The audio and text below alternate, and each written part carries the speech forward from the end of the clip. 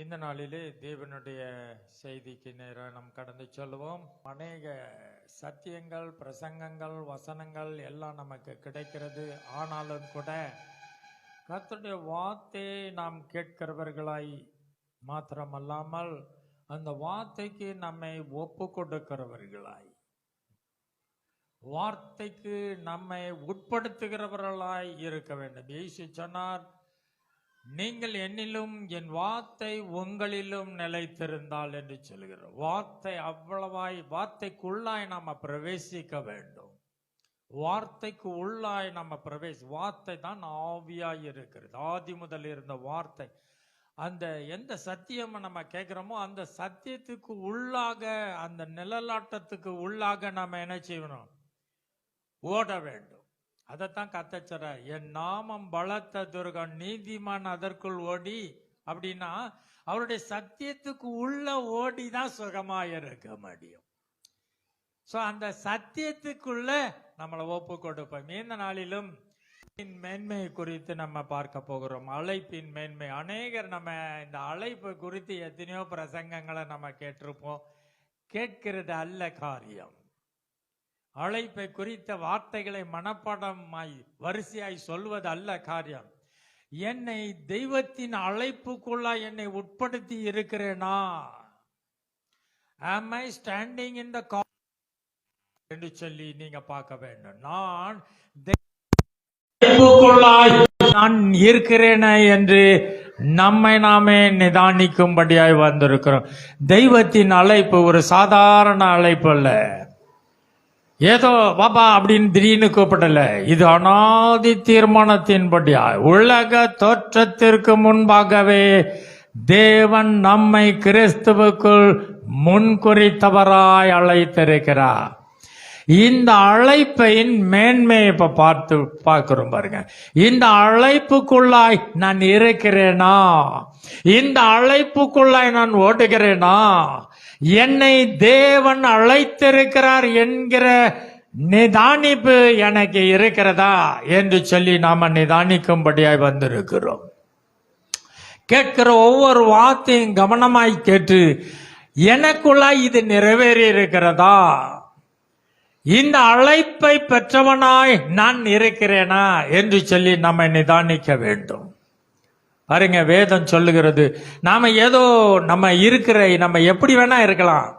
படிக்காதவங்களா கூட இருக்கலாம், தனிப்பட்டவர்களா இருக்கலாம், எந்த காரியத்துல கூட இருக்கலாம்.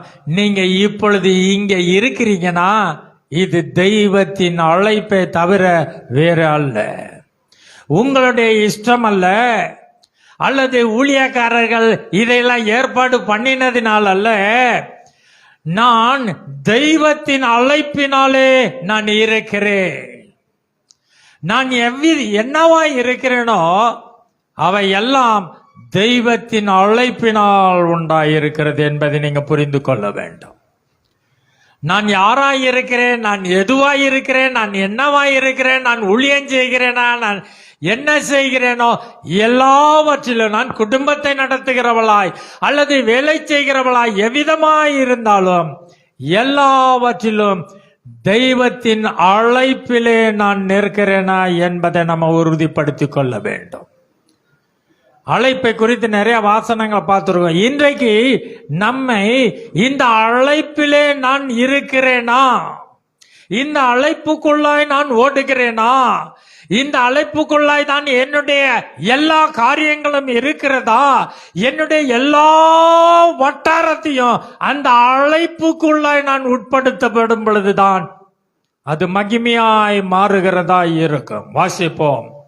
எபிரேயர் 3 அதிகாரம் 1 இப்படி இருக்க பரம அழைப்புக்கு பங்குள்ளவர்களாகிய பரிசுத்த சகோதரரே. போதும். என்ன சொல்றாரு? பரம அழைப்புக்கு பங்குள்ளவர்களாகிய பரிசுத்த சகோதரரே. என்னுடைய அழைப்பு சாதாரண அழைப்பு அல்ல. ஏதோ ஊழியக்காரங்கெல்லாம் கூப்பிட்டாங்க, அந்த சகோதரி கூப்பிட்டாங்க ஆலயத்துக்கு வாங்கன்னு சொல்லி இவங்கெல்லாம் சொன்னாங்க, நிறைய பேர் வந்து சொன்னதுனால ஆலயத்துக்கு வந்தேன் என்பதல்ல. என்னுடைய ஓட்டங்கள், என்னுடைய காரியங்கள் எல்லாம் அது பரம அழைப்புக்கு உட்பட்டதா இருக்கிறதா என்று பார்க்க வேண்டும். பரம அழைப்புக்கு உட்பட்ட பரிசுத்த சகோதரரே என்று சொல்கிறார். பரம அழைப்புக்கு பங்குள்ளவர்களான பரிசுத்த சகோதரர்களே, நான் இந்த பரம அழைப்புக்குள்ளாய் நான் இருக்கிறேன் என்றால் பரலோகம் என்னை எப்படி கூப்பிடுகிறது? பரிசுத்தமான சகோதரரே என்று கூப்பிடுகிறது. அவ்வளவு மகிமையான அழைப்பு. பிலிப்பியர் 3:14 சொல்கிறார், கிறிஸ்து இயேசுவுக்குள் தேவன் அழைத்த பரம அழைப்பின் பந்தய பொருளுக்காக இலக்கை நோக்கி தொடருகிறேன். போதும். அவர் என்ன சொல்கிறார்? நான் ஒரு பரம அழைப்பிலே நான் ஓடிக்கொண்டு இருக்கிறேன். பரம அழைப்பு என்னை எங்கே கொண்டு சேர்க்கிறது? ஒரு இலக்கு இருக்கிறது, ஒரு பரலோக ராஜ்யம், ஒரு நித்திய ஜீவன் இருக்கிறது, ஒரு நித்திய மகிமை இருக்கிறது, ஒரு மகிமையின் ராஜா இருக்கிறார், ஒரு ராஜாங்கத்துக்குரியவனாய் இருக்கிறேன். பரம அழைப்பின் பந்தய பொருளுக்காக இலக்கை நோக்கி தொடர்கிறேன். நான் எதற்காக வந்திருக்கிறேங்க? எல்லாம் ஏதோ பாட்டு பாட போறாங்க, ஆராதனை ஞாயிற்றுக்கிழமை, அதுக்காக அல்ல. இங்கே இவை எல்லா காரியம், நீங்க உங்களுடைய ஆராதனை, உங்களுடைய வாழ்க்கை முறை, உங்களுடைய தனிப்பட்ட எல்லா காரியங்களும், நீங்க குடும்பமாய் அழைக்கப்பட்டு இருக்கலாம், தனிப்பட்டவர்களாய் இருக்கலாம், நீங்கள் எவ்வித சூழ்நிலையிலும் இருக்கலாம். ஆனால் எனக்கென்று ஒரு பரம அழைப்பிலே நான் இங்கே இருக்கிறபடியால் என்னை பரலோகம் எவ்விதமாய் பார்க்கிறது? ஒரு பரிசுத்த ஜாதியாக அதை பார்க்கிறதா இருக்கிறது. நான் ஒரு இலக்கை நோக்கி தொடர்கிறேன் என்று சொல்கிறான். யாரை தேவன் இவ்விதமாய் அழைத்திருக்கிறார்? யார் யாரெல்லாம் தேவன் அழைத்தார் என்று இப்ப பார்க்க போகிறோம். ஏசாயா 54:6 கைவிடப்பட்டு மனம் நொந்தவர்களான ஸ்திரீயை போலவும் இளம் பிராயத்தில் விவாகம் செய்து தள்ளப்பட்ட மனைவியை போலவும் இருக்கிற உன்னை கர்த்தர் அழைத்தார் என்று உன் தேவன் சொல்லுகிறார். தேவன் என்ன சொல்கிறார்? நீ ஒரு உவமையை சொல்லிட்டு சொல்றார். நீ கைவிடப்பட்ட நிலைமை, வழி தெரியாதபடி மனிதர்கள் ஜாதியார் உன்னை வெறுக்கத்தக்கதாக, அல்லது நீ நம்பினவர்கள் எல்லாம் உன்னை கைவிடப்பட்ட சூழ்நிலையில் இருந்ததை போல சொல்றார். அவர் சொல்றார், எந்த நிலைமையிலிருந்து நம்மளை அழைத்து வந்தேன்னு சொல்றார். கைவிடப்பட்டு மனம் நொந்த ஸ்திரியை போல. நம்ம பலவான்கள் என்று நினைக்க வேண்டாம், நம்ம ஞானிகள் என்று நினைக்க வேண்டாம். நான் வாலிபன், என்னால் எல்லாம் ஆகும் என்று சொல்லி நம்மை அந்த சூழ்நிலை பரலோகம் நம்ம எப்படி பார்த்தது? நீங்க கைவிடப்பட்ட நிலைமையில இருந்தீங்க. நீங்க மனம் நொந்தவளாய் ஒரு ஸ்திரியை போல. அவங்க யாரப்பா, நீ ஒரு சாதாரண பொம்பளைன்னு சொல்லுவாங்க பாத்தீங்களா, அந்த மாதிரி தான். எதிலையுமே நிற்க பலன் இல்லாதபடி ஒரு கைவிடப்பட்ட இளம் பிராயத்திலே விவாகம் செஞ்சாச்சு. பிள்ளைக்கு என்ன செய்யல, இன்னும் அந்த அளவு தெளிவு, குடும்பத்தை நடத்தக்கூடிய அளவுக்கு கூட இல்லாத அளவுல உன்னை கூட்டிட்டு போய் விவாகம் செய்து தள்ளப்பட்டவள்.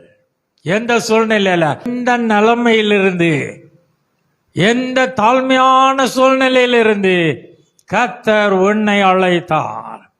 தேவன் என்னை இவ்விதமாய் அழைத்திருக்கிறாரா? நான் ஒன்றுமில்லாதவனாய். அதை நம்ம பார்க்கணும். நம்முடைய வாழ்நாள் ஓட்டத்தை பார்க்கணும். நான் எதற்குமே பயனற்றவன். எல்லாவற்றையும் சாதிக்க முடியும் என்று நினைப்பேன், ஆனால் முடியாமல் போகும். ஓடி நிக்கலாம் என்று நினைப்பேன், விழுந்து விடுவேன். எல்லா சூழ்நிலையும் நம்ம பார்த்து தான் சொல்லணும். கைவிடப்பட்ட நம்மை கர்த்தர் அழைத்தார் என்று சொல்கிறார். யாரெல்லாம் அழைத்தார்? இந்த சூழ்நிலையில தான் என்னையும் அழைத்திருக்கிறாரா? இன்னைக்கு பரம அழைப்புக்குள்ள நான் இருக்கிறேனா? இந்த பரம அழைப்பு எனக்கு உண்டாயிருக்கிறதா என்று சொல்லி அந்த பரம அழைப்புக்குள்ளாய் நீங்கள் பிரவேசிக்க வேண்டும் என்பதை தான், உங்களை ஒப்பு கொடுக்க வேண்டும். உங்களுடைய ஓட்டத்தை, உங்களுடைய ஆட்டத்தை எல்லாவற்றையும் இந்த பரம அழைப்புக்குள்ளாய் ஒப்பு கொடுக்கும்படியாக தான் இந்த வேளை தேவன் நம்மை கூட்டு வந்திருக்கிறார். நம்மை நாமே நிதானிக்கும்படியாக இங்கே வந்திருக்கிறோம். ஓசியா 11:1 சொல்லுகிறது, இஸ்ரவேல் இளைஞனாய் இருந்தபோது நான் அவனை நேசித்தேன், எகிப்திலிருந்து என்னுடைய குமாரனை வரவழைத்தேன். போதும் பாருங்க என்ன சொல்றாரு, இஸ்ரவேலை நான் எவ்விதமாய் அழைத்தேன், இந்த ஜனக்கூட்டத்தை, என் ஜனத்தை எவ்விதமாய் அழைத்தேன் என்றா, அவன் இளம் பிராயத்தில் இருந்த பொழுதே அவனை நேசித்து நான் அழைத்தேன். அவனுக்கு விவரமே தெரியாது, சின்ன பையன், அவனுக்கு விவரம் இல்லாதிருந்த சூழ்நிலையிலே அவனை நேசித்து எகிப்தில் இருந்து அவனை என் குமாரனை வரவழைத்தேன் என்று சொல்கிறார். எகிப்து ஒரு அடிமைத்தனத்தில் இருந்து ஒரு அழைப்பு, ஒரு இருளில் இருந்து ஒரு அழைப்பு, ஒரு சாபத்தில் இருந்து ஒரு அழைப்பு, ஒரு தனிமையில் இருந்து ஒரு அடிமைத்தனத்தில் இருந்து, மரண அடிமைத்தனம், ஒரு வியாதியின் அடிமைத்தனம், ஒரு தனிமைப்பட்ட சூழ்நிலை, நம்பிக்கை இல்லாத சூழ்நிலையில் இருந்து, அந்த எகிப்தில் இருந்து என் குமாரனை வரவழைத்தேன் என்று சொல்றார். கவனிங்க, இளம் பிராயத்திலேயே அவனை நேசித்தேன். நீங்க இதெல்லாம் உங்களை நீங்க கம்பேர் பண்ணி பார்க்கணும். தேவன் என்னை இவ்விதமாய், நான் விவரம் இல்லாம இருக்கும் பொழுது என்னை நேசித்து என்னுடைய எல்லா அடிமைத்தனத்தில் இருந்தும் என்னை வரவழைத்த தேவன் என்பதை நீங்க புரிந்து கொள்ள வேண்டும். என்னை எல்லா அடிமைத்தனத்தில் இருந்தும் என்னை வெளியே வரவழைத்த இந்த தேவன் என்பதை நாம் புரிந்து கொள்ள வேண்டும். 1 கொரிந்தியர் 1:26 எவ்விதமாய் சொல்லுகிறது, எப்படி எனில் சகோதரரே, நீங்கள் அழைக்கப்பட்ட அழைப்பை பாருங்கள், நீங்கள் அழைக்கப்பட்ட அழைப்பை பாருங்கள். மாம்சத்தின்படி ஞானிகள் அநேகர் இல்லை, வல்லவர்கள் அநேகர் இல்லை. பாருங்க, நீங்க பெரிய ஞானின்னு ஆண்டவர் அழைத்தாரா? இல்ல நீங்க தான் பெரிய வல்லமை உள்ளவர்கள் என்று அழைத்தாரா? உங்கள் அழைப்பை பாருங்கள் என்று சொல்கிறார். நான் எவ்விதமான நிலைமையில் இருந்தேன், கைவிடப்பட்ட இளம் பிராயத்திலே திருமணம் செய்து கைவிடப்பட்டவளை போல இருந்தேன். எகிப்தின் அடிமைத்தனத்தில் இருந்து என்னை அழைத்தவர். அப்படிப்பட்ட உங்கள் அழைப்பை நீங்கள் பாருங்கள் என்று வேதம் சொல்கிறார். தேவன் என்னை எங்கே இருந்து அழைத்து வந்திருக்கிறார். நான் இங்க இன்னைக்கு வந்து இன்றைக்கு நான் பேசுகிறேன், நீங்க கவனிக்கிறீங்க, நீங்க இந்த சகோதரியின் அருகில உட்கார்ந்திருக்கிறீங்க, இந்த வரிசையில உட்கார்ந்திருக்கிறீங்க என்றால் இது தெய்வத்தின் அழைப்பு. இந்த நேரத்தில் இந்த ஆலயத்தில் இந்த சத்தியத்தை கேட்கும்படி வந்தது தெய்வத்தின் அழைப்பு என்பதை நீங்கள் புரிந்து கொள்ள வேண்டும். இது பரம அழைப்பு. இந்த அழைப்புக்குள்ளாய் என்னை நான் ஒப்பு கொடுக்கும்படியாக நான் வந்திருக்கிறேன் என்பதை நீங்கள் கவனிக்கவே தேவன் உங்களை கொண்டு வந்திருக்கிறார்.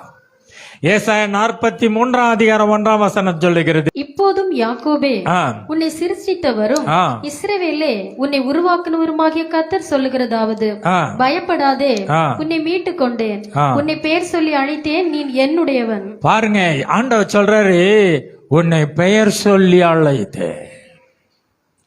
நீ இந்த அழைப்பை பெற்றிருக்கிறபடினாலே நீ எதற்கும் பயப்பட வேண்டாம். சகைவே, சகைவே, நீ இறங்கி வா என்று உன்னை அழைத்தேன். என்னை தேவன் பெயர் சொல்லி அழைத்திருக்கிறார். பாஸ்டருக்கு, ஊழியக்காரருக்கு வேணா உங்க பெயரெல்லாம் தெரியாம இருக்கலாம். இங்க நீங்க வந்திருக்க காரணம் தேவன். இங்க ஆலயத்தை மாத்திரம் இல்ல, இன்றைக்கு நீங்கள் யாராயிருக்கிறீர்களோ இதற்கு காரணம் தெய்வம் உங்களை பெயர் சொல்லி அழைத்திருக்கிறார். இந்த அழைப்புக்குள்ளாய் நான் இருக்கிறேனா என்று பாருங்க. இந்த அழைப்புக்குள்ளாய் நான் அசைகிறேனா, இந்த அழைப்புக்குள்ளாய் நான் ஓடுகிறேனா என்று நாமே நிதானிக்கும்படி தான் இங்க வந்திருக்கிறோம். உன்னை நான் மீட்டு கொண்டேன், உன்னை நான் பெயர் சொல்லி அழைத்திருக்கிறேன். எத்தனையோ ஜாதிகள் இருக்கலாம், எத்தனையோ ஜெனரேஷன் இருக்கலாம், எல்லாவற்றின் மத்தியிலே உங்கள் ஊரில் இருக்கலாம், உங்கள் தெருவில் இருக்கலாம், உங்கள் குடும்பத்தில் இருக்கலாம். ஆனால் சகைவே நீ இறங்கி வா என்று உன்னை நான் பெயர் சொல்லி அழைத்தேன் என்று ஆண்டவர் சொல்லுகிறார். இவ்விதமாய் என்னை பெயர் சொல்லி அழைத்திருக்கிறாரா? இந்த மகிமைக்குள்ளாய் நான் இருக்கிறேனா? நான் எவ்விதமாய் என் கிறிஸ்தவ வாழ்க்கையின் ஓட்டத்தை ஓடுகிறேன் என்றால் என்னை பெயர் சொல்லி அழைத்தவர் ஒருவர் உண்டு என்று நான் அறிந்திருக்க வேண்டும். இந்த பெயர் சொல்லுதலின் அழைப்பு, இந்த அழைப்புக்குள்ளாய், இந்த மகிமைக்குள்ளாய் நான் ஓடுகிறேனா, இதற்குள்ளாய் நான் அசைகிறேனா என்று நீங்கள் உங்களை நிதானிக்கும்படியாய் தேவன் விரும்புகிறார்.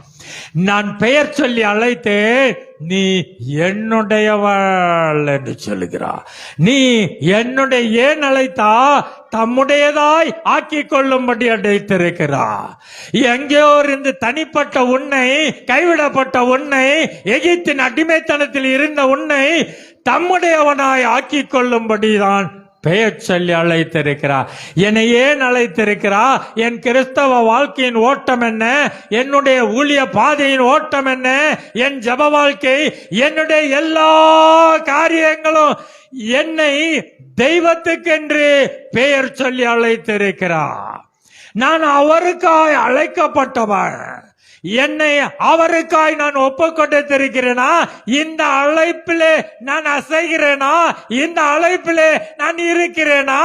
இது அவருடையவளாயிருக்கும்படி, அவருடையவனாயிருக்கும்படி என்னை தேவன் அழைத்திருக்கிறாரா? இல்ல பாஸ்டர் ஏதாவது சத்தம் போடுவார்னு சொல்லிட்டு தான் இந்த வேலையெல்லாம் செய்கிறேன் என்று செய்கிறீர்களா? பாஸ்டர் சுவிசேஷ ஊழியத்துக்கு போகலன்னா கேள்வி கேட்பாருன்னு சொல்லி தான் சுவிசேஷத்துக்கு போறீங்களா? இல்ல எதற்காய் ஜெபம் பண்ணுகிறீர்கள்? ஏன் வேதம் வாசிக்கிறீர்கள்?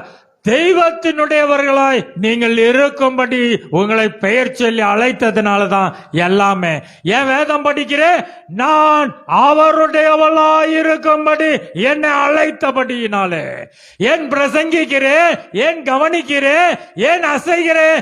என்னுடைய எல்லா வாழ்க்கையின் எல்லா அங்கங்களும் அவருடையவர்களாய் நாம் இருக்கும்படி என்னை பெயர் சொல்லி அழைத்தபடினாலே தான் நான் இதை செய்கிறேன் என்பதிலே நாம் புரிந்து கொள்ள வேண்டும். 2 பேதுரு 1:3 சொல்கிறது, தம்முடைய மகிமையினாலும் காருண்யத்தினாலும் நம்மை அழைத்தவரை அறிகிறாரே. இங்க பாருங்க, இந்த அழைப்பு எப்படி தெரியுமா? தெய்வத்தினுடைய மகிமையின்படி நம்மை அழைத்திருக்கிறார். தெய்வத்தினுடைய மகிமை, பரலோக மகிமையோடு கூட நம்ம அழைத்திருக்கிறார். எப்படி அழைத்தாராம்? இந்த அழைப்பு சாதாரண இல்ல. என்ன எல்லாரும் நம்ம என்ன செய்வாங்க? கல்யாண கார்டு அடிச்சா எப்படி இருப்பாங்க? எவ்வளவு 1000 கொட்டி பயங்கரமா என்ன போல அழைப்புதல் கார்டை பார்த்தாலே பயந்துருவாங்க. அந்த மாதிரி அழைப்புதல். இங்க சொல்றாரு, பரலோகமே இந்த அழைப்பு சாதாரண இல்ல. தம்முடைய மகிமையினாலும் காருண்யத்தினாலும் உங்களை அழைத்த தேவனை அறிய வேண்டும். இந்த அழைப்பு எப்படிப்பட்ட அழைப்பான்? பெரிய ராஜா வீட்டு கல்யாணம்னா எப்படி இருக்கும்? அழைப்புதல், தாழ்ல ஸ்வீட்டு, பலகாரம் எல்லாம் கொண்டு வந்து சிலர் வீட்டுக்கு போய் அழைத்து இங்க வந்து குடும்பமா போய் கல்யாணத்துல என்ன செய்வாங்க? சொந்தக்காரங்களை வீடு வீடா போய் இருந்து அந்த ஊர்ல இருந்து இந்த ஊருக்கு வந்து அழைப்பாங்க. அதை நம்ம மீற முடியுமா? தெய்வம் என்ன சொல்றாரு? என்னுடைய அழைப்பு எப்படி தெரியுமா? தம்முடைய மகிமையினாலும் காருண்யத்தினாலும் உங்களை தேவன் அழைத்திருக்கிறார். அப்படிப்பட்ட மகிமையின் அழைப்பை நான் பெற்றவனா இருக்கிறேனா? இந்த அழைப்பு மேன்மைக்குள்ளாய் நான் அசைகிறேனா என்று நம்மை ஒப்பு கொடுக்கும்படியாய் வந்திருக்கிறோம். அந்த காலத்தில் இருந்து தம்முடைய ஆச்சரியமான ஒளியினிடத்துல வரவழைத்தவருடைய புண்ணியம். நீங்க எங்க இருந்து கூப்பிட்டு தெரியுமா? ஒரு குருட்டாட்டத்தில் இருந்து, அந்தகாரத்தில் இருந்து எங்க வந்திருக்கிறீங்க தெரியுமா? ஆச்சரியமான ஒளி நடத்துற. ரெண்டுமே எக்ஸ்ட்ரீம், டீப்பஸ்ட் டெத்து. அதுல இருந்து நம்ம ஹையஸ்ட் குளோரிக்குள்ளாய் அழைத்திருக்கிறார். அந்தகாரத்தில் இருந்து ஆச்சரியமான ஒளியினிடத்துல வரவழைத்தவர். Am I standing in the brightness என்று பாருங்க. நான் இந்த அந்தகாரத்தில் இருந்தேன், வழி தெரியாமல் திக்கற்றவனாய் கைவிடப்பட்டவளாய் அடிமைத்தனத்தில் இருந்தேனே, என்னை ஆச்சரியமான ஒளி நடத்துல வரவழைத்திருக்கிறாரா? நான் இந்த ஆச்சரியமான ஒளியின் இடத்துல தான் இருக்கிறேனா?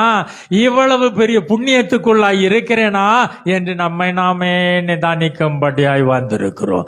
இந்த அழைப்புக்குள்ளாய் நான் என்னை ஒப்பு கொடுக்கும்படியாய் வந்திருக்கிறேன். ஆகவே தான் இந்த அழைப்பு. எதற்காக அழைத்தார்? What is the purpose behind it? அதை பார்க்க போகிறோம். 1 கொரிந்தியர் 1:27-28. என்னை எதுக்கு அழைத்துட்டு வந்தாரு? என்னை எதுக்கு தம்முடையவனா மாத்தினாரு? ஏன் என்னை அழைத்தார்?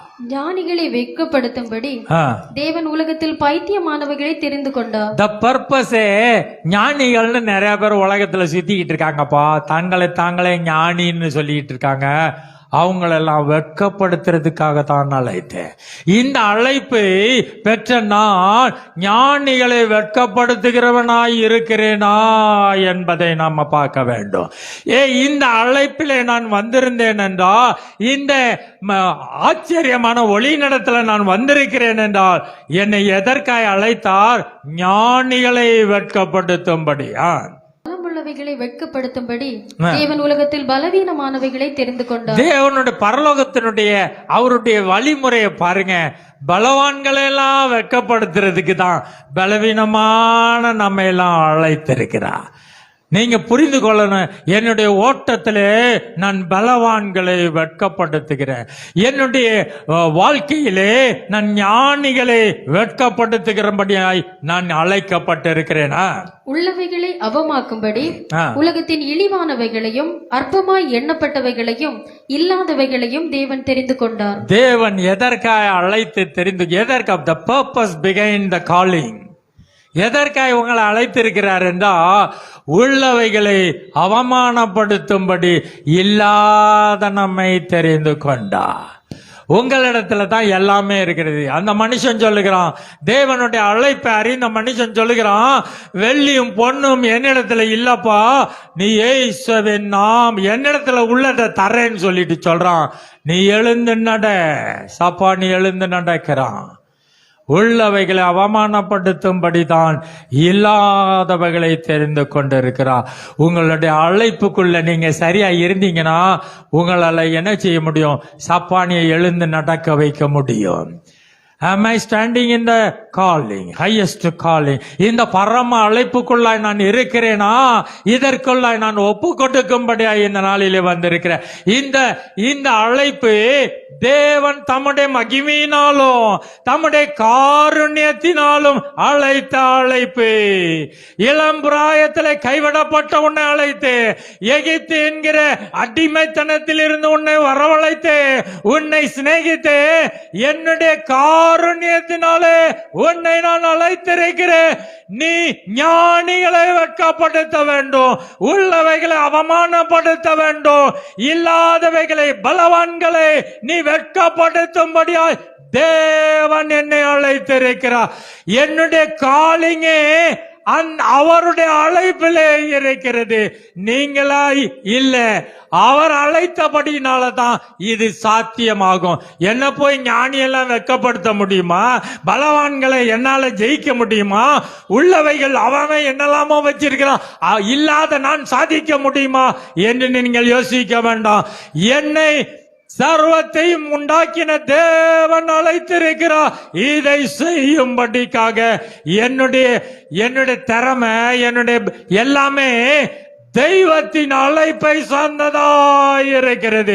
என்னுடைய ஊழிய காரியங்கள், என்னுடைய குடும்ப நடத்துத, என்னுடைய எல்லா காரியங்களும் தெய்வத்தின் அழைப்புக்குள்ளாய் இருந்தால் இவையெல்லாம் சாத்தியமாய் மாறுகிறதாய் இருக்கும்.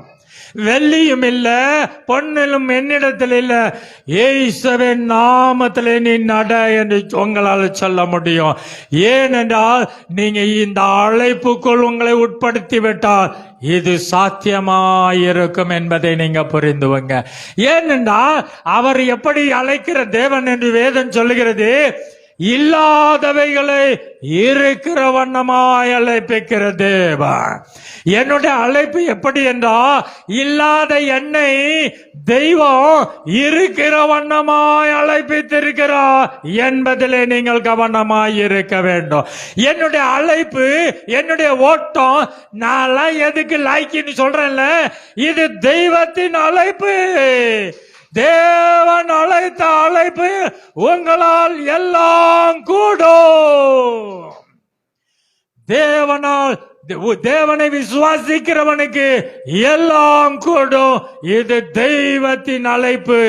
இல்லாதவைகளை இருக்கிற வண்ணமாய் அழைக்கிற தேவன் அழைத்த அழைப்புக்குள்ளாய் நான் இருக்கிறேன். 1 தெசலோனிக்கேயர் 2:11 படிங்க. மேலும் தம்முடைய ராஜ்யத்திற்கும் மகிமைக்கும் உங்களை அழைத்த தேவனுக்கு போதும். தேவன் எதற்கு என்று அழைத்தார்னா, அவருடைய ராஜாங்கத்துக்கு ஆளு சேர்த்து தான் அழைத்திருக்கிறார். பிரபுக்கள் வேணும், மினிஸ்டர் வேணும்.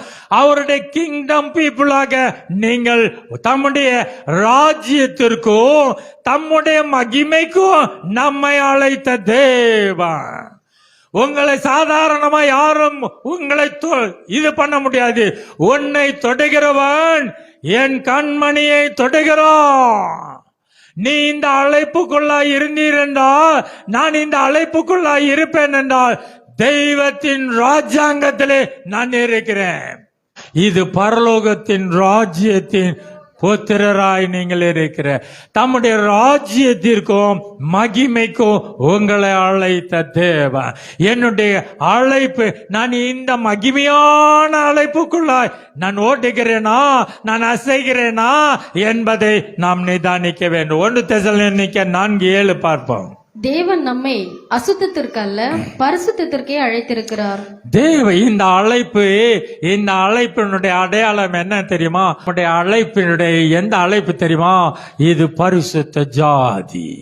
இங்க அசுத்தம் இருக்காது, இங்க கள்ளம் கபடு இருக்காது, இங்க வேஷம் இருக்காது, இங்க பித்தலாட்டம் இருக்காது, முன்ன ஒண்ணு பின்ன ஒண்ணு இருக்காது, இங்க கசப்பு இருக்காது. இது பரிசுத்தத்துக்கு தெய்வம் அழைத்தார். இங்கே அசுத்தம் காணப்படக்கூடாது. Am I standing in the right place? இந்த சரியான அழைப்பிலே நான் இருக்கிறேன் என்றால் என் எல்லை எங்கிலும் பரிசுத்தமாயிருக்கும். ஆலயத்தின் பிரமாணம், தேவன் நீங்களே பரிசுத்த, தேவனுடைய ஆலயம் பரிசுத்தமாய் இருக்கிறது. நீங்களே அந்த ஆலயம் என்று சொல்லலாம். ஆலயத்தின் பிரமாணம் மலை சுற்றிலும் அதன் எல்லை எங்கிலும் மிகவும் பரிசுத்தமாயிருக்கும். இதுதான் தேவத்தின் அழைப்பு. இந்த பரிசுத்த அழைப்பில் அழைத்திருக்கிற தேவனுடைய சகோதரியை பார்த்தீங்கன்னா, இது பரிசுத்தவான் என்று பரலோகம் சொல்லுகிற விதமாய் நீங்கள் என்ன சொல்லும்? ஒரு பரிசுத்தவாட்டி, ஒரு பரிசுத்தவான் இங்கே என்னோடு கூட பேசிக் கொண்டிருக்க, ஒரு பரிசுத்தவானோடு நான் இங்கே பழகி கொண்டிருக்கிறேன். எங்கள் எல்லைகள் எல்லாம் பரிசுத்தமாய் இருக்கிறது என்பதிலே நீங்கள் உங்கள் கவனம், நீங்க அவ்விதமாய் தான் பார்க்கும். ஒரு ஆவிக்குரிய பார்வை தான் உங்களுக்கு. இவள அப்படின்னு பேசக்கூடாது. இது பரிசுத்த அழைப்பை பெற்ற ஜனம், இது பரம அழைப்பை பெற்ற ஜனம், இது பரிசுத்தத்துக்கு என்று அழைக்கப்பட்ட ஜனம் என்று சொல்லி அங்கே பரிசுத்த அழைப்பை நம்ம பார்க்கணும். அங்கே ஆண்டவர் சொல்றாரு, நீதிக்கும் அநீதிக்கும் சம்பந்தம் ஏதுன்னு சொல்றாரு. அங்க நீதியும் இருக்கும் அநீதியும் இருக்குன்னு நினைக்க கூடாது. அங்க அநீதி இருக்க முடியாது. அதுதான் பரிசுத்தத்தின் அழைப்பு. இது பரிசுத்த ஜாதி, பரிசுத்த அழைப்பு. நீதிக்கும் அநீதிக்கும் சம்பந்தம் இல்லைங்க. இவங்க நீதியாகவும் நடப்பாங்க, அநீதியாகவும் நடப்பாங்க. இல்ல, இங்க அநீதிக்கு சம்பந்தம் இல்ல. ஒளிக்கும் இருளுக்கும் ஐக்கியம் ஏது என்று வேதம் கேட்கிறது. அங்க ஒளியாவும் இருப்பாங்க, இருட்டாவும் இருப்பாங்க. கொஞ்ச நேரம் நல்ல பிள்ளைங்க மாதிரி இருப்பாங்க, கொஞ்ச நேரம் பாத்தீங்கன்னா அவங்க பண்றது தெரியுமா, டேஞ்சரான ஆளு, பழக்க முடியாது. அப்படிப்பட்ட காரியம் அங்கே இல்லை. தேவனுடைய ஆலயத்துக்கும் விக்கிரகத்துக்கும் சம்பந்தம் ஏது? அங்கே தேவனுக்கு மேலாக எந்த ஒரு முக்கியத்துவமும் இருக்காது, குடும்பம் இருக்காது, உறவு இருக்காது. என்னை காட்டிலும் ஒருவன் தன் சகோதரனையோ சிநேகிதனையோ தன் மனைவியையோ நேசித்தால் அவன் எனக்கு பாத்திரவான் அல்ல என்று சொல்லுகிறார்.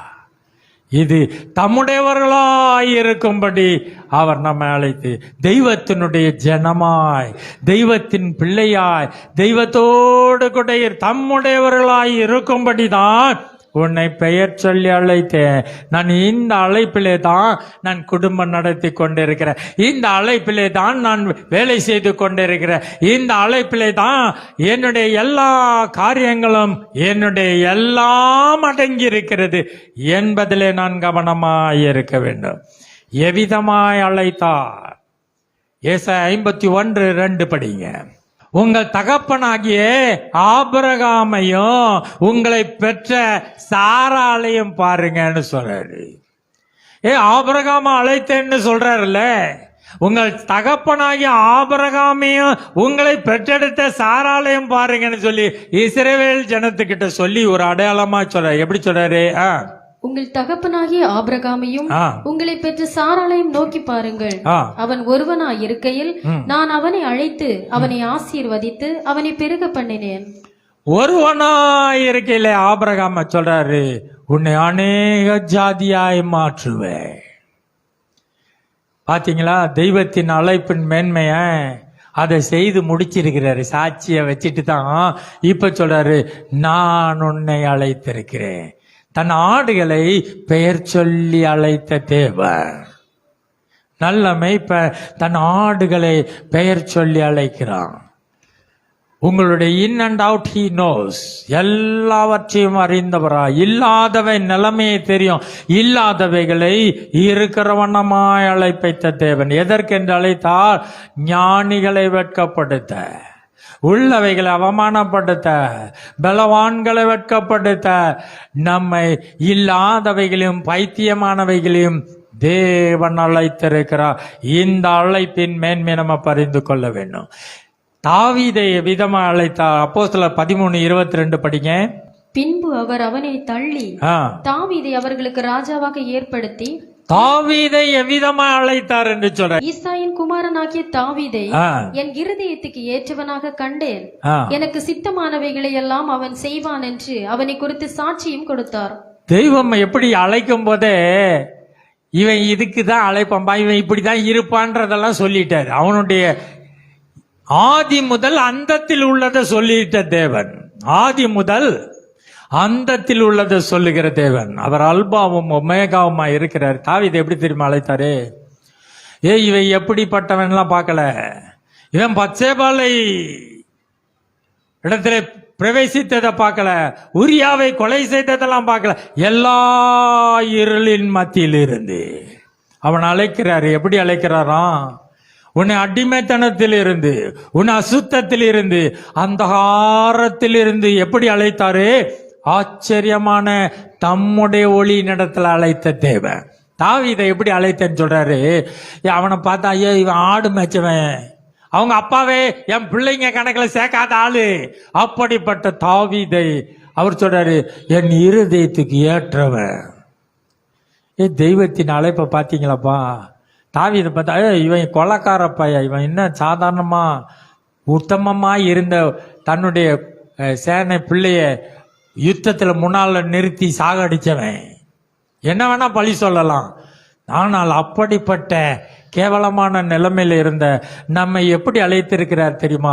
என் இருதயத்துக்கு ஏற்றவனாய் கண்டேன், அவன் எனக்கு இஷ்டமானதை எல்லாம் அவன் இன்னும் செய்யவே ஆரம்பிக்கல. அவனை சாமுவேலை கூப்பிட்டு, அவன் எனக்கு பிரியமானதை எல்லாம் செய்வான் என்று சாட்சி கொடுத்து அழைத்த தேவன். உங்க அழைப்பை தேவன் பரலோகம் தீர்மானிச்சிருச்சு ஏற்கனவே. இவன் இதெல்லாம் செய்வான், இத்தனை ஆத்மாவை கொண்டு வந்து சேர்ப்பான், இத்தனை இவ்விதமாய் கனி கொடுப்பான், இவ்விதமாய் பலவானா, இவ்வளவாய் உலகத்தை ஜெயிப்பான். இவன் பரலோக ராஜ்யத்தின் திட்டத்தை இவன் செய்து முடிக்கிறவன் என்று தேவன் உங்களை அறிந்தவராய் அழைத்திருக்கிறார். ஆகவே தான் நீங்க இங்க இருக்கிறீங்க, வேற ஒன்னும் காரியம் அல்ல. ஏதோ அவங்கெல்லாம் சொன்னாங்க, இவங்கெல்லாம் பண்ணாங்க, அதனால இங்க வந்திருக்கிறேன். ஏதோ எல்லாரோடு கூட கிறிஸ்தவ சபையில ஆர்ம் ஆஃப் காட் மினிஸ்ட்ரியில ஒரு மெம்பர் ஆகி ஓடிக்கிட்டு இருக்கேன். இப்படி அல்ல, தெய்வத்தின் தீர்மானத்தின்படி நீங்கள் அழைக்கப்பட்டவர்களாய் இங்க வந்திருக்கிறீங்க. நான் இந்த அழைப்புக்குள்ளாய் என்னை ஒப்பு கொடுத்தவனாய் நிற்க வேண்டும். நல்லா கவனமா வாங்க. ரோமர் 9:25 படிங்க. அந்தபடி ஆ, எனக்கு ஜனங்கள் அல்லாதவர்களை என்னுடைய ஜனங்கள் என்றும் சிநேகிக்கப்படாதிருந்தவளை சிநேகிக்கப்பட்டவள் என்றும் சொல்லி அழைப்பேன். எப்படி அழைத்திருக்கிறார்? என் ஜனமே கிடையாது, கிறிஸ்தவ ஜனமும் அல்ல, இயேசுவின் நாமமும் அறியாத ஜனம். எங்க? இந்தியா நாடு, இந்தி நாடுன்னு சொல்றாங்க பாத்தீங்களா? அந்த நாட்டிலிருந்து தான் நம்மளை அழைத்திருக்கிறார். எனக்கு ஜனங்கள் அல்லாதவர்களை என் ஜனம் என்று அழைத்தேன். சிநேகிக்கப்படாதிருந்தவளை சிநேகிக்கப்பட்டவ, ஐ லவ் யூ டியர் என்று சொல்லி என்னை லவ் பண்ணி அழைத்தேன் என்று சொல்லுகிறார். ஏசு என்ன லவ் பண்ணாருப்பா, அதனாலதான் இந்த ஓட்டெல்லாம். நான் ஏன் விழுந்து வேலை செய்கிறேன், ஏன் ஊழியம் செய்கிறேன், ஏன் பெட்ரோல் போட்டு இவ்வளவு தூரம் வந்து நான் எல்லா காரியத்தையும் செய்கிறேன் தெரியுமா? என்னை சிநேகித்தவர் ஒருவர் உண்டு. இந்த அழைப்புக்குள்ளாய் நான் ஓடுகிறேன் என்பதை, அந்த அழைப்புக்குள்ளாய் உங்களை ஒப்பு கொடுக்கும்படியா நம்ம வந்திருக்கிறோம். படிச்சுட்டு 24 படிங்க. அவர் யூதரிலிருந்து மாத்திரமல்ல புறஜாதிகளிலும் இருந்து நம்மை அழைத்திருக்கிறாரே. பாருங்க, கிறிஸ்தவ ஜனம் என்று அழைக்கல, புறஜாதிகளில் இருந்து 33 கோடி தெய்வர்க்கங்கள் எனக்கு உண்டு என்று சொல்லி ஓடி இருந்த நம்மையும் அவர் தமக்கு என்று அழைத்திருக்கிறார், தம்முடையவர்களாய் அழைத்திருக்கிறார். இந்த அழைப்பு தான் என்னை இங்க உட்கார வச்சிருக்குது. இந்த அழைப்பு தான் என்னை இங்க கொண்டு வந்திருக்கிறது. இந்த அழைப்பு பரம அழைப்பு என்பதை நான் கவனமாய் இருக்க வேண்டும். ரோமர் 9:10-18 நீங்க பார்க்க முடியும். 11ஆம் வசனம் சொல்லுகிறது, பிள்ளைகள் இன்னும் பிறவாமலும் நல்வினை தீவினை கொண்டும் செய்யாமலும் இருக்கையில் தேவனுடைய தெரிந்து கொள்ளுதலின்படி இருக்கிற அவருடைய தீர்மானம் கிரியைகளினாலே நிலை நிற்காமல் அழைக்கிறவராலே நிலை நிற்கும்படிக்கு. பாருங்க, ஏசாயா யாக்கோபு என்று 2 பிள்ளைங்க பிறப்பாங்க என்று சொல்லி ஈசாக்கு மனைவியின் இடத்துல, ரெபேக்கால் இடத்துல சொல்லிட்டார். ஈசாக்கின் இடத்திலும் பிள்ளைகள் இன்னுமே பிறக்கல. அவங்களுக்கு 2 குழந்தை, ரெட்டை குழந்தை பிறக்க போது, ஏசா ஒரு யாக்கோபுன்னு ஒருத்த குழந்தை பிறக்க போகுது என்று சொல்லிட்டு, பாருங்க உங்க அழைப்ப பாருங்க, தெய்வத்தினுடைய ஆலோசனையை பாருங்க. உலக தோற்றம் முதலாய் கிறிஸ்துவுக்குள் நம்மை முன் குறித்த தேவனுடைய அழைப்பு. நல்லா பாருங்க, இந்த வசனம் ரொம்ப முக்கியம். இன்னும் பிள்ளைங்கள 2 பிள்ளையும் பார்க்கல, இன்னும் இதான் நல்ல பிள்ளை, இதான் கீழ்படுகிற பிள்ளை, இது ஏமாத்து பேர் வழி, இந்த நல்வினை தீவினையும் செய்யல. 2 பிள்ளைங்க இருக்காங்க. எந்த பிள்ளை நல்ல பிள்ளை, எந்த பிள்ளை கெட்ட பிள்ளைன்னு இன்னும் பிறக்கவும் இல்லை, இன்னும் இந்த வேலைய அவங்க செய்யவும் இல்லை. நல்ல பிள்ளைன்னு சொல்ற சர்டிபிகேட்டும் கிடையாது, கெட்ட பிள்ளைன்னு சொல்ற சர்டிபிகேட்டுக்கும் இல்ல, பிறக்காதும் இருக்கிறாங்க. இன்னும் நல்வினை தீவினையும் செய்யாம இருக்கும் பொழுது இந்த வார்த்தையை தான் நீங்க இன்னைக்கு பிடித்து கொள்ள வேண்டும். அழைக்கிறவராலேயே நிற்கும்படி. நான் யாரு என்பது முக்கியமே கிடையாது. நான் எவ்விதமாய் 40 வருஷம் வாழ்ந்தேன் என்பது முக்கியம் அல்ல. 70 வயசு தாண்டிருச்சு என்பது முக்கியம் அல்ல. உங்கள் கிரியையினால் அல்ல, அழைக்கிறவராலே நிற்கும்படி தெய்வம் தெரிந்து கொண்டா. அதற்காக தான் இந்த வேதம் என்ன சொல்லுகிறது?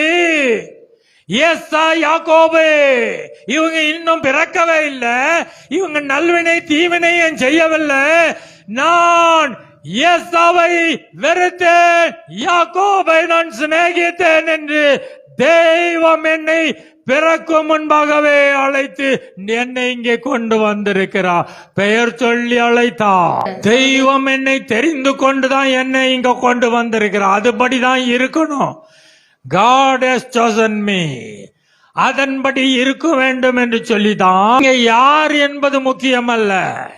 நீங்க நல்லவனா கெட்டவனா, மோசமா படிச்சவனா படிக்காதவனா, கலரா கருப்பா என்பது அல்ல. தெய்வத்தின் தீர்மானம் அவர் அழைக்கிறவராலேயே நிற்கும்படி. மூத்தவன் இளையவனுக்கு ஊழியம் செய்வான் என்று ஆ, அவளுடனே சொல்லப்பட்டது. ஆ, அப்படியே ஆ. யாக்கோவை சிநேகித்து ஏசாவை வெறுத்தேன் என்றும் எழுதியிருக்கிறது. புரியுதுங்களா? யாக்கோபை சிநேகித்து ஏசாவை நான் வெறுத்தேன் என்று எழுதியிருக்கிறது. இது தெய்வத்தின் அழைப்பு. உங்க வீட்டு ஏரியால நிறைய பேர் இருக்கலாம், உங்க தெருவில் இருக்கலாம். உங்களை தான் தேவன் அழைத்தார். யாக்கோபை நான் சிநேகித்து ஏசாவை நான் வெறுத்தேன். நான் இந்த அழைப்பிலே நான் ஓடிக்கொண்டிருக்கிறேன். என் பக்கத்தில் இருக்கவங்க எத்தனை பேரா இருக்கலாம், என் சிநேகிதர்கள் நூற்றுக்கணக்காக இருக்கலாம். என்னை தேவன் அழைத்திருக்கிறார் தம்முடையவர்களாய் இருக்கும்படி, அழைக்கிறவராலேயே நிற்கும்படி என்று சொல்லுகிறார். இந்த அழைப்புல தான் எல்லாமே இருக்கிறது. அழைக்கிறவராலே, கிரியையெல்லாம் கிடையாது. இவன் எவ்வளவு பலவான், எவ்வளவு படிச்சிருக்கான், ஒண்ணுமே கிடையாது. எவ்வளவு வசதி, ஒண்ணுமே கிடையாது. அழைக்கிறவராலே நிற்கும். உன்னை இல்லாத உன்னை இருக்கிற வண்ணமாய் அழைத்திருக்கிறா. ஞானிகளை வெட்கப்படுத்தும்படி, பலவான்களை வெட்கப்படுத்தும்படி, உள்ளவைகளை அவமானப்படுத்தும்படி தேவன் அழைத்திருக்கிற. மீன் பிடிக்கிறவனை கூட்டிட்டு வந்து உன்னை மனுஷர்களை பிடிக்கிறவனாய மாற்றுவேன். வெள்ளியும் இல்ல பொண்ணு இல்ல, நீ எழுந்து நட, அவ்வளவுதான். என்னை அழைத்தா, என்னை இருக்கிற வண்ணமாய் அழைத்தா. அழைக்கிறவராலே நிற்கும்படி தான் இதெல்லாம் இருக்குது. Everything is as per God's desire. தம்முடைய தீர்மானத்தின்படி அழைக்கிறவராலே நிற்கும்படிதான் இதை நான் செய்தேன். யாக்கோபை சிநேகித்தேன், ஏசாவை வெறுத்தேன். இது கிரியையை பத்தி இல்ல, இவன் பண்ற சாமர்த்தியம் இல்ல, இவர் பண்ற ஊழியத்தை பத்தி இல்ல, இவர் சாதிச்சதை பத்தி இல்ல, இவர் கட்டுன ஆலயம், இவர் சம்பாதிச்ச ஆத்மாவெல்லாம் கிடையாது. உன்னுடைய காரியத்தினால அல்ல, தெய்வத்தின் தீர்மானம். அழைக்கிறவராலேயே நிற்கும்படி. Am I standing on this highest calling? இது தம்முடைய மகிமையின்படி, தம்முடைய காருண்யத்தின்படி அழைத்த தேவன். இது பரம அழைப்பு. இந்த அழைப்பிலே என் ஓட்டத்தை ஓடிக்கொண்டிருக்கிறேன் என்பதிலே நான் கவனமாய் இருக்க வேண்டும். எபேசியர் 1:19. தாம் நம்மை அழைத்ததினாலே நம்பிக்கை என்று வேதம் சொல்லுகிறது. என்னை கூப்பிட்டவர் யாரு தெரியுமா? சர்வத்தையும் உண்டாக்கின தேவன். அவர் இல்லாம அணுவும் அசையாது தெரியுமா? அவர் என்னை அழைத்தார், சகைவே இறங்கி வா என்று சொல்லி, பெயர் சொல்லி அழைத்தார்.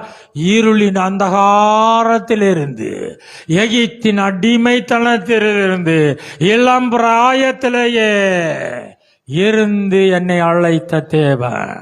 தாம் நம்மை அழைத்ததினாலே நமக்கு உண்டாயிருக்கிற நம்பிக்கை இன்னதென்று. தாம் நம்மை அழைத்ததினால் உண்டாயிருக்கிற நம்பிக்கை. எந்த நம்பிக்கையில ஊழியம் செய்யறப்பா? தேவன் என்னை அழைத்தார். பரம அழைப்பிலே பங்குள்ள பரிசுத்த சகோதரரே என்று பரலோகம் அவங்களை கூப்பிடுகிறது. தான் நம்மை அழைத்ததினாலே உண்டாயிருக்கிற நம்பிக்கை. இந்த நம்பிக்கைக்கு, அந்த நம்பிக்கைக்கு வேணும்னா உங்களுக்கு பிரகாசமான மனக்கண் இருக்கணும் என்று நான் வேண்டுதல் செய்கிறேன். இந்த அழைப்புல தாம்பா உங்க நம்பிக்கையே இருக்கிறது. தெய்வம் அழைத்தாரு. இந்த அழைப்புல உங்க நம்பிக்கையை வைக்கணும்னா உங்களுக்கு பிரகாசமான மனக்கண் தேவை என்று சொல்கிறார். இந்த பிரகாசமான மனக்கண்ணு என்ன செய்யாது? பயப்படாதே யாக்கோபே, நீ பயப்படாதே. நான் உன்னை மீட்டு கொண்ட, நீ என்னுடையவன். உன்னை பெயர் சொல்லி அழைத்திருக்கிறேன். நான் எதற்கும் பயப்பட மாட்டேன். கிறிஸ்து எனக்கு ஜீவன், சாவு எனக்கு ஆதாயம் என்று சொல்ல காரணம், என்னை அழைத்தவர் அவர் உண்மை உள்ளவராயிருக்கிறார். அப்படிப்பட்ட அழைப்பு. ஆபிரகாம பாத்தீங்களா? அவனை ஒருவனாயிருக்கையில் அழைத்து உன்னை ஜாதிகளுக்கு தகப்பனாக்கினேன் என்று சொல்லுகிறார். இப்படிப்பட்ட அழைப்பு. தாவீது, ஐயோ இவன் அக்கிரமக்காரன், இவன் கொலைக்காரன், இவன் விபச்சாரக்காரன், ஆடு மேய்க்கிறவன் தகப்பனுக்கே கணக்கு தெரியல, பிள்ளைன்னு சொல்ல மாட்டான். உன்னை என் இருதயத்துக்கு ஏற்றவனாய் கண்டேன், எனக்கு சித்தமான எல்லாவற்றையும் இவன் செய்வான் என்று சொல்லி அவன் செய்யறதுக்கு முன்பாகவே அவனை கூட்டிட்டு வந்து ராஜாவாய் மாற்றி அழைத்த தேவன். இவ்விதமாய்தான் தெய்வம் என்னை அழைத்திருக்கிறார். தம்முடைய மகிமையினாலும் காருண்யத்தினாலும் நம்மை அழைத்த தேவன் தாம் நம்மை அழைத்ததினாலே உண்டாயிருக்கிற நம்பிக்கை என்னதென்று உங்கள் அறியும்படி உங்கள் அவருக்கு பிரகாசமான மனக்கண்ணை தர வேண்டும். இந்த அழைப்பை நீங்கள் அறிந்திருக்கிறீர்கள், உங்க ஓட்டத்துல சோர்வே வராது, நீங்க களைத்து போக மாட்டீங்க, உங்க பிரச்சனையெல்லாம் ஒன்றும் செய்யாது, நீங்க உலகத்தை ஜெயிப்பீங்க. தேவனால் பிறந்தவன் எல்லாம் உலகத்தை ஜெயிக்கும். தாம் நம்மை அழைத்ததினாலே உண்டாயிருக்கிற நம்பிக்கை, இது அழைப்பிலே நிலை நிற்கும்படி தான் தீர்மானம், உங்கள் கிரியையில் அல்ல. நீங்க யார் என்பதல்ல, நீங்க லாடா லபகுதாச்சா என்ன கழட்டுவீங்க மாட்டுவீங்க அதல்ல. இது தெய்வத்தின் அழைப்பு. அழைக்கிறவராலே நிற்கும்படி பிள்ளைகள் பிறக்கும் முன்பாக நல்வினை தீவினை செய்யும் முன்பாய் ஒன்றை நான் விரும்பினேன், ஒன்றை நான் வெறுத்தேன் என்று சொல்லி தெய்வம் என்னை விரும்பி அழைத்திருக்கிறார். தம்முடைய மகிமையினாலும் காருண்யத்தினாலும் இளம்பிராயத்திலிருந்து உன்னை சிநேகித்து எகிப்தில் இருந்து என் குமாரனை வரவழைத்தேன் என்று சொல்லி நம்மை அடிமைத்தனத்திலிருந்து அந்த காரத்திலிருந்து தம்முடைய ஆச்சரியமான வழியினிடத்தில் வரவழைக்கிறதே. இப்படிப்பட்ட புண்ணியத்துக்குள்ள பாக்கியத்துக்குள்ளாய் நம்ம ஓடுகிறோம். அதனாலதான் மோசே கடைசி வார்த்தையா இந்த வார்த்தை சொல்லிட்டு மறித்தான் பாருங்க. இந்த 120 வருஷம் தன் வாழ்க்கையை ஓடிட்டு மோசே கடைசியாய் சொன்ன வார்த்தை, இஸ்ரவேலே நீ பாக்கியவான், கர்த்தரால் ரட்சிக்கப்பட்ட ஜனமே உனக்கு ஒப்பானவன் யார் என்று சொல்கிறான். நீ சத்துருக்களின் மேடுகளை நீ மிதிப்பாய், உனக்கு ஒப்பானவன் ஒருவரும் இல்லை. ஏன் தெரியுமா? இது தெய்வத்தின் அழைப்பு. அந்த அழைக்கிறவராலே நிற்கும்படிதான் எல்லாம் இருக்குது. தான் நம்மை அழைத்ததனால் உண்டாயிருக்கிற நம்பிக்கையின் மேன்மை என்னதென்று நீங்கள் அறிய வேண்டும் என்று சொல்லுகிறார். இந்த அழைப்புல நம்ம என்ன செஞ்சிருப்போம்? நம்ம ஒரு வேளை என்ன செஞ்சிருப்போம்? சோர்ந்து போய் விழுந்திருக்கலாம். ஆனாலும் என்ன தெரியுமா செய்வாரு பாருங்க, இந்த அழைப்புல நான் தெய்வம் என்ன அழைத்தாருன்னு தான் வந்தேன், ஓடினேன், எல்லாம் செஞ்சேன், ஆனாலும் இந்த அழைப்பை விட்டு விட்டேன் நான் என்ற சூழ்நிலையில இருப்பீர்கள் என்று நினைத்தீர்கள் என்றால் இந்த அழைப்பை புதுப்பித்துக் கொள்ள தேவன் செய்த வழிமுறையை பார்ப்போம். எரேமியா 2ஆம் அதிகாரம் 14ஆம் வசனம். இஸ்ரவேல் ஒரு வேலைக்காரனோ, ஆண்டவர் கேட்கிறாரு, ஏன் என் பேர் சொல்லி கூப்பிடுறாரு, உங்க பேரை நீங்க சொல்லுங்களேன். சொல்லிட்டீங்களா? அந்த பேர் ஆண்டவர் சொல்றாரு. இவன் வேலைக்காரனான்னு கேட்கிறாரு. என் பிள்ளைய பாத்தீங்களா? என் பிள்ளை என்ன சாதாரண ஆள் நினைச்சியா? அவன் வீட்டில் பிறந்த அடிமையோ? என் வீட்டில் இருக்கிறான் பாவன், அவனை பார்த்தா அடிமை மாதிரி தெரியுதா? தெய்வம் கேட்கிறா, இஸ்ரவேல் ஒரு அடிமையா? அவன் வேலைக்காரனா? வீட்டில் இருக்கிற வேலைக்காரனா? விழுந்த நம்மை குறித்து தேவன் சேலஞ்ச் பண்ணி பேசுறாரு. ஏன் கொள்ளையானான்? ஏன்பா அவன் கொள்ளை ஆயிட்டான்? ஏன் அவன்கிட்ட இருக்கிறதெல்லாம் புடிங்கிட்டாங்க? பிசாச கூப்பிட்டு கேட்கிறாரு, டே பிசாசே, இஸ்ரவேல் ஒரு அடிமையா? அவன் வேலைக்காரனா? ஏன் அவன்கிட்ட இருக்கிறதெல்லாம் புடிங்கிட்டு போயிட்ட? ஏன் தெரியுமா இந்த நிலைமை? அவனை பார்த்தா அடிமை மாதிரி இருக்குது, அவனை பார்த்தா வேலைக்கார மாதிரி இருக்குது, அவனுடைய ஜாமானெல்லாம் கொள்ளடிச்சிட்டு போயிட்டாங்க. ஏன் இந்த நிலைமை? ஆண்டவர் சொல்றாரு, உன் தேவனாகிய கர்த்தர் உன்னை வழியிலே நடத்தி கொண்டு போகும் காலத்தில் பேர் சொல்லி அழைத்து வந்தாரு. இஸ்ரவேலே வா, அடிமைத்தனத்திலிருந்து அழைத்து வந்தாரு, அந்த ஆரத்திலிருந்து அழைத்து வந்தாரு. உன்னை பெயர் சொல்லி அழைத்து நான் கைப்பிடித்து உன்னை நடக்க பழக்கி வனாந்தரத்திலே நயங்காட்டி அழைத்து வந்து உன்னை வழியிலே நடத்தி கொண்டு போகையில் நீ அவரை விட்டு போகிறதுனால் அல்லவோ இதை உனக்கு நேரிட பண்ணினாய். அவர் உன்னை வழி நடத்தி கொண்டு போகையில நீ அவரை விட்டுட்டு உதறிட்டு என்ன செஞ்சிட்ட? நீ போகணும்னால தான் நீ வேலைக்காரன் மாதிரி இருக்க. தெய்வத்தின் அழைப்பு, அவர் அழைத்து கைப்பிடித்து நடத்தி கொண்டு போகும் பொழுது ரட்சிக்கப்பட்டேன், பாவம் மன்னிக்கப்பட்டேன், தேவனோடு என் வாழ்க்கையை நடத்தி கொண்டு நான் போகையிலேயே அவரை விட்டு வழி விலகினதுனால்தான் எனக்கு இந்த நிலைமை. எந்த நிலைமை? நான் வேலைக்காரனாய், நான் கொள்ளையடிக்கப்பட்டவனாய், நான் அடிமையாய் இருக்க, வியாதியில இருக்க, கவலையில இருக்க, பயத்தில இருக்க காரணம் உன்னை வழி நடத்தி கொண்டு போகையிலே நீ என்னை விட்டு பிரிந்து போனதினால்தான் இதை உனக்கு நேரிட பண்ணினாய். அழகா அந்த அதிகாரத்துல சொல்லிக்கிட்டு வர்றாரு. ஏன் இந்த நிலைமை தெரியுமா? ஏன் வேலைக்காரன் மாதிரி இருக்க? என் பிள்ளை வேலைக்காரனா, ஆனா வேலைக்காரன் மாதிரி இருக்கிறானே. என் பிள்ளை அடிமையா, வீட்டில் பிறந்த அடிமையா, ஆனா அடிமை மாதிரி இருக்கானே. கொள்ளையடிக்கப்பட்டிருக்கானே. காரணம் என்ன? உன்னை நான் வழிவிலத்து கொண்டு போகையிலே நீ என்னை விட்டு விலகி போனதினால் இதை உனக்கு நேரிட பண்ணினாயே என்று சொல்லுகிறார்.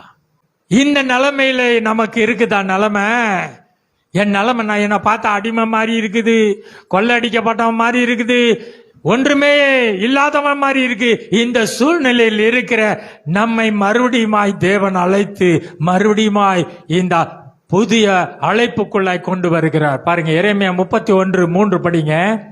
ஆம், அநாதி சிநேகத்தால் உன்னை சிநேகித்தேன். ஆண்டவர் சொல்றாரு, ஆமாப்பா, உன்னை அடிமை மாதிரி இருக்கேன், வேலைக்காரன் மாதிரி இருக்க, கொள்ளையடிக்கப்பட்டிருக்கியா? ஆண்டவர் சொல்றாரு, ஆமா. ஆனா ஆண்டவர் சொல்றாரு, அநாதி சிநேகம், உலக தோற்றம் முதலா என்னுடைய அழைப்பு ஒன்று, அந்த அநாதி சிநேகத்தால் உன்னை சிநேகித்தேன், உன்னை சிநேகிப்பேன். ஆதலால் காருண்யத்தால் உன்னை இழுத்துக் கொள்ளுகிறேன். நீ ஓடி போயிட்டல, காருண்யத்தினால உன்னை இழுத்துக்கிறேன். இந்த அழைப்புக்குள்ள வந்துடணும், இந்த அழைப்புக்குள்ள நிக்க வரணும். நீங்க உங்களுடைய சிறையிருப்பு மாறணுமா? இந்த அழைப்புக்குள்ளாய் நான் நிற்க வேண்டும். அவர் சொல்றாரு, நான் உன்னை எதுக்காய் மறுபடியும் நான் தூக்கிட்டு வர்றேன் என்றா உன் அழைப்பை புதுப்பிக்க வேண்டும். ஏன், எப்படி என்றால் தெய்வம் அதை சீர் செய்ய விரும்புகிறார். இந்த அழைப்பின் மேன்மை, இந்த பரம அழைப்பின் ஓட்டத்தை இழந்த தெய்வ பிள்ளையே, நீ எழும்பி நீ ஓடும்படியாய் தேவன் அழைக்கிறார். எவ்விதமாய் என்றால், அநாதி சிநேகத்தால் உன்னை சிநேகித்து காருண்யத்தினால் உன்னை இழுத்துக் கொள்வேன் என்று சொல்லிட்டு 22 சொல்றாரு.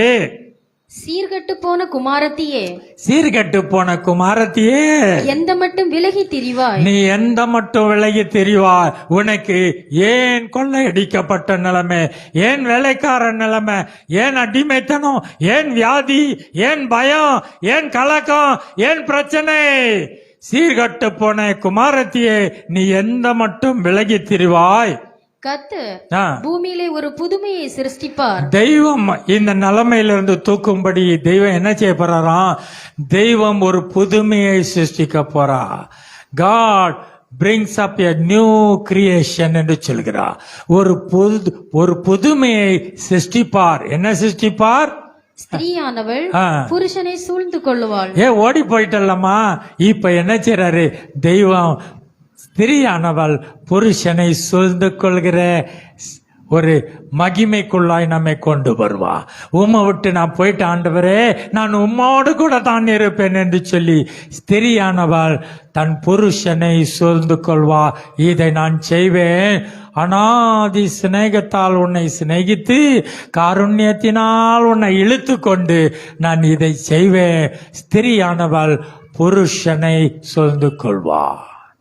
சியோன் குமாரத்தியே, உன் தகப்பன் வீட்டை நீ மறந்து விடு, அப்பொழுது ராஜா உன் அழகிலே பிரியப்படுவார். இந்த மகிமைக்குள்ளாய், இந்த அழைப்புக்குள்ளாய், இந்த மகிமைக்குள்ளாய் நம்ம வர வேண்டும் என்று வேதம் விரும்புகிறார். ஏசாயா 62:2 படிங்க. ஜாதிகள் உன் நீதியையும் சகல ராஜாக்களும் உன் மகிமையும் காண்பார்கள். பாருங்க, இந்த அழைப்பிலே என்ன சொல்றாரு தெரியுமா? அந்த மகிமை உண்டாகுது, ஜாதிகள் உன் நீதியெல்லாம் பாக்குறாங்க. ஏன் தெரியுமா? கர்த்தருடைய வாய் சொல்லும் புது நாமத்தால் நீ அழைக்கப்படுவாய். கர்த்தருடைய வாய் சொல்லும் புது நாமம். உனக்கு பெயர் சொல்லி அழைத்துட்டு வந்தேன், ஆனா உனக்கு இப்ப என்ன தெரியுமா? நீ ஓடி போயிட்ட. இப்ப புதிய நாமத்தினால் உன்னை அழைக்க போகிறேன். உன்னை புது நாமத்தினால் அழைப்பேன். ஒரு புதுமையை சிருஷ்டிப்பார். ஸ்திரியானவள் புருஷனை சூழ்ந்து கொள்வார்.